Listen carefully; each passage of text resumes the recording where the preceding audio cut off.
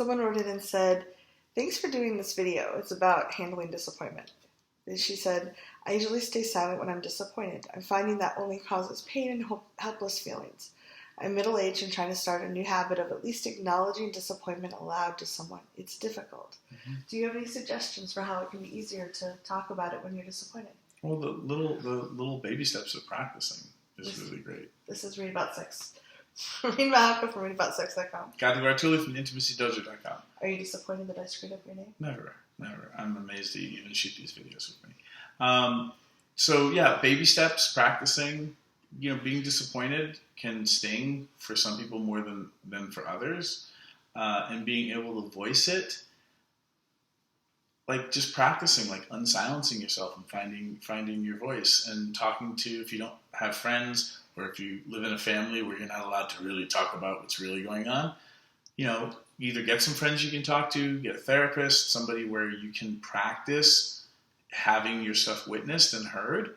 And then as you build up your muscles, and you're not going to be perfect, because even I teach this stuff and I'm not perfect, you try to speak up as quickly as you can about things. And I have always found that being able to talk about it lessens the power of it so tremendously. And if you're hanging out with people who have high emotional IQs and being real, being witnessed by another person when you're disappointed, especially if it's the person who disappointed you, can be really powerful and healing.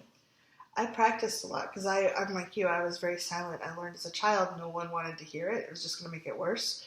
And so as an adult, it took some practice for me to be able to say, "Okay, I can say this." So I actually my cat doesn't care if I'm disappointed in her. So I would practice on her. I'm like, "Molly, I feel disappointed that you're furry today." Like just silly things to let my brain realize that the world wasn't going to fall apart. And she'd be like, "Whatever, feed me breakfast."